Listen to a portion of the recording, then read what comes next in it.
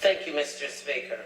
I rise today to salute the tremendous work by several Ohioans and to reflect on the power of education and what it has for our young people today as reflected by the boards. It has been said, a quality education has the power to transform societies in a single generation, provide children with the protection they need from the hazards of poverty, labor, exploitation, and disease, and give them the knowledge, skills, and confidence to reach their full potential.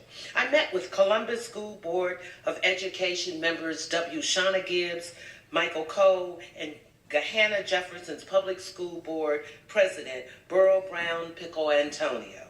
These three dedicated educators and advocates, along with a whole host of others from across the 3rd Congressional District, are working day and night to ensure every child has the knowledge, skills, and confidence to reach their full potential.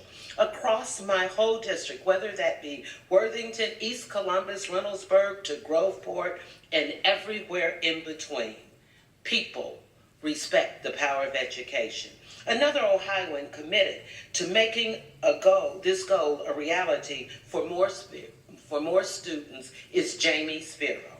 For over a decade, Jamie has been with Sandusky City Schools, where she currently teaches 9th grade in English. Her hard work and unique ability to connect with students and people has made all the difference. Under her tutelage, students have achieved an 85% passage rate on the state aptitude test, and in the process, achieved the highest value-added score in the English department 2 years in a row.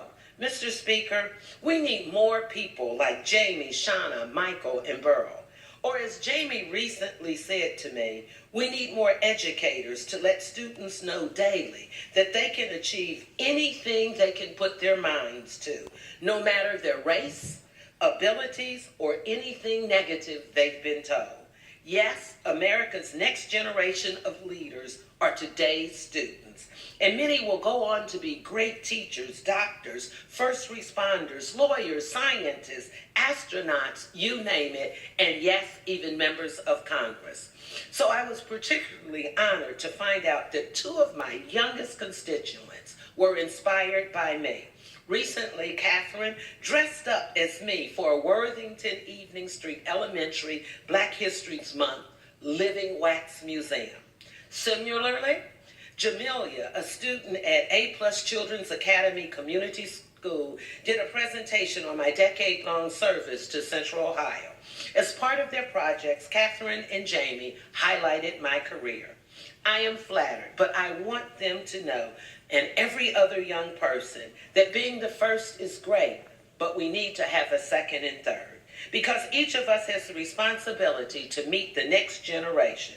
For example, last month, from Grace Christian School in Blacklick, a student at 5 years old in kindergarten was studying the Martin Luther King Dream speech. And 5-year-old Leah said, "We learned what happened to people like Ruby Bridges and Rosa Parks just wasn't right. We should treat everyone fairly." So I stand here today on the shoulders of heroes and sheroes who have equipped Americans of all backgrounds for decades, even centuries, to still do that, treat people fairly. Mr. Speaker, whether it is the KIPP School, Bexley High School, Ohio's Media School, Columbus Afrocentric, or Columbus School for Girls, King famously said, "The function of education is to teach one to think intensively and to think critically. Intelligence plus character, that is the goal of true education." Thanks to all the hardworking teachers, educators, parents, mentors, past and present, students in Central Ohio, thank you for embracing the power of education and its positive effect on the lives of so many in our classrooms. Let us salute these students and teachers for a job well done. Thank you, Mr. Speaker, and I yield back. The gentlelady yields, and the chair now recognizes the gentleman from Pennsylvania, Mr. Thompson.